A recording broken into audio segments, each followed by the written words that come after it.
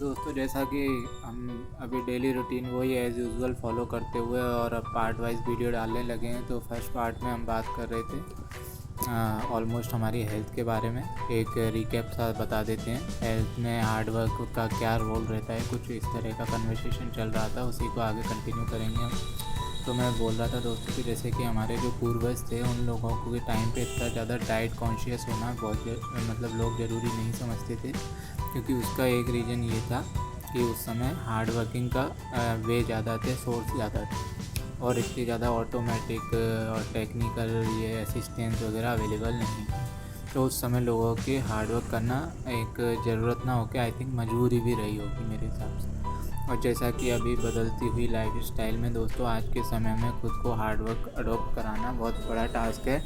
लोगों को end of the day workout को ही चूज़ करना पड़ता है ताकि उनकी बॉडी एक्टिव रहे। और जैसा कि आप अभी देख पा रहे होंगे कि इसके अकॉर्डिंग अगर चीज़ें हम प्लान करते हैं तो उसमें कुछ इस तरह की रहती हैं कि जैसे आप एक्सरसाइज कर रहे हैं, रनिंग कर रहे हैं, जिमिंग कर रहे हैं, जो भी कर रहे हैं एक्सरसाइज कोई भी फिज़िकल एक्टिविटी, तो दोस्तों ये जस्ट ये एक्सरसाइज है। पर मुझे नहीं लगता ये उस हार्ड वर्क से बेहतर है जो आप आधा घंटे खेत में काम करके जो कमा सकते हैं, या फिर आप डेली कंसिस्टेंट रहते हुए जो मेहनत करेंगे उससे जो मिलती है आपको। क्योंकि बेसिकली हार्ड वर्क एक अलग चीज़ हो गई दोस्तों। हार्ड वर्क ऐसा होता है जिसमें ऑटोमेटिक आप अपने माइंड को उस वे में ना सोच कर कि हमें फिट रहना है, आप वर्क करे जा रहे हैं। और एक होता है जिमिंग एंड ऑल, इसमें आप जा ही उस पर्पज़ से रहे हैं, आप प्रॉपर डाइट का रूटीन भी फॉलो करेंगे, ये सारी चीज़ें। दोस्तों मेरा ये मानना है कि अगर हम एक अपनी डाइट को भी डिसिप्लिन में ला दें तो हमको किसी को भी आई थिंक जिमिंग की तो नहीं बोलूँगा, एक्सरसाइज की तो नहीं बोलूँगा सॉरी, बट जिमिंग की ज़रूरत नहीं पड़ेगी।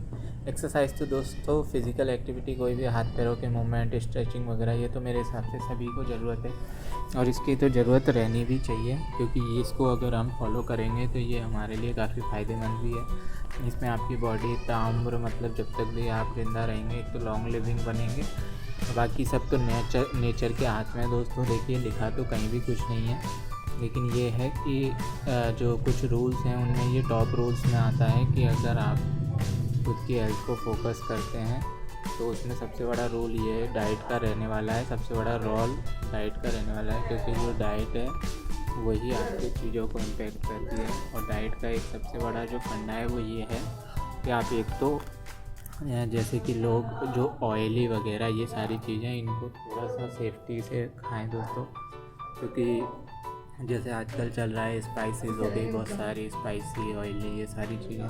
तो दोस्तों पहले के जो लोग थे वो कुछ इस तरह की चीज़ों के रूटीन्स को फॉलो करने से पहले सोचते थे। उनके कुछ जो रूटीन्स थे वो बहुत अच्छे थे दोस्तों। उनमें एक रूटीन सबसे अच्छा ये था कि एक तो जल्दी खाना खा लेना, एक मॉर्निंग में जल्दी उठना। ये हमारी दिनचर्या का सबसे इम्पोर्टेंट रोल है कि आप कब उठ रहे हैं, आप सो रहे हैं।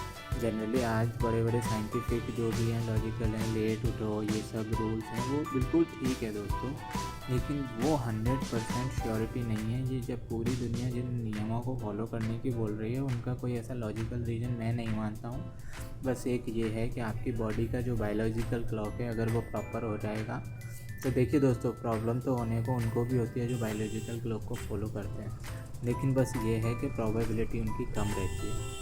तो दोस्तों आप बताइए, आप किसी टेस्ट में फ़ेल होने से अच्छा यही सोचेंगे ना कि आप एटलीस्ट उसमें कम मार्क्स लाएँ लेकिन पास हो जाएँ। तो यही मैं बोल रहा हूँ दोस्तों, लाइफ है, लाइफ में प्रॉब्लम्स आएंगी, बीमारियाँ आती जाती रहती हैं, वो कोई इशू नहीं है, सभी के साथ है। बट बेटर यही है ना कि हम अवेयर रहते हुए उनके लिए जो भी हमारे हाथ में चीज़ें हैं उन्हें कर पाएँ। और इसका इशू सबसे बड़ा मैं यही बता रहा हूँ कि अपने डाइट को आप कंट्रोल में रखिए, अच्छी अच्छी चीज़ें, हेल्दी चीज़ें। एक जितना आप वेजिटेबल्स एंड फ्रूट्स से जुड़ेंगे उतनी चीज़ें बेटर होंगी मेरे हिसाब से। हमें मतलब रोटी वगैरह ये सब चीज़ें अलग हैं और इनसे बेटर मेरे लिए यही है कि रोटी वगैरह खाओ दोस्तों, मना नहीं है, बट सबसे इम्पोर्टेंट जो है वो चीज़ यही है कुछ कि आप एक तो फ्रूट्स और जो वेजिटेबल्स हैं उनसे जुड़िए। उसके अलावा ऑयल स्पाइसेस का ध्यान रखिए, ये बहुत ज़रूरी है, बहुत इम्पोर्टेंट रोल हर किसी की लाइफ में निभाने वाला है दोस्तों।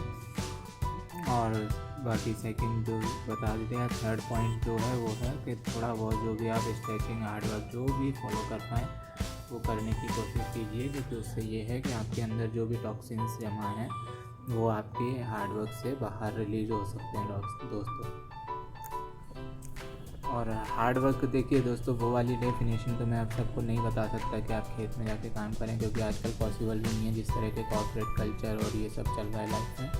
पर ये है एटलीस्ट आप अपने दिन का कुछ हिस्सा, अगर कुछ पार्ट आप कोई भी एक अच्छी हैबिट, फिज़िकल एक्टिविटी, वॉक वगैरह, मतलब आप ऐसा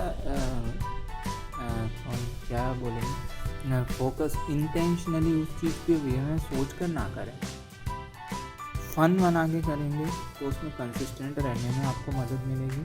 प्लस उसके अलावा, क्योंकि कोई भी रूटीन हो वो बोरियत हो जाती है अगर आप उसे एन्जॉयमेंट के साथ ना करें। सो बेटर ये है कि आप जो भी चीज़ कर रहे हैं, वॉक कर रहे हैं, रनिंग कर रहे हैं, उसमें आप एंजॉय करने लगें, या फिर कोई स्पोर्ट्स को आप चुनें। सबसे अच्छा रास्ता है एक तो लोगों से इंटरेक्शन का, सोशल होने का, प्लस उसके अलावा बहुत सारी चीज़ें उससे इम्प्रूव हो सकती हैं, जैसे कि अपन फिज़िकल हेल्थ की बात करें, एंड उसके अलावा अपन बात करें अगर अपने दिमाग की एक्टिविटीज़ की, सोशल होने की, कम्युनिकेशंस की, बहुत सारी चीज़ें दोस्तों। ये हम नेक्स्ट पार्ट में बात ज़रूर करेंगे इस बारे में। ये यहाँ से टॉपिक अच्छा है दोस्तों, इसको और भी अपन आगे खींच के मतलब एक्सटेंड कर सकते हैं। बाकी इशू यही है कि पॉइंट जो है कि वो यही है कि हम उन चीज़ों को फॉलो करते हुए जब भी हम फोकस करेंगे चीज़ों पर, तो वो बेटर रहेंगी सभी के लिए। तो दोस्तों इस ब्लॉग में फ़िलहाल इतना ही, हम मिलते हैं अगले ब्लॉग में। तब तक के लिए बाय बाय, टेक केयर, अपनी हेल्थ का ध्यान रखिए, खुश रहिए, मस्त रहिए, स्वस्थ रहिए।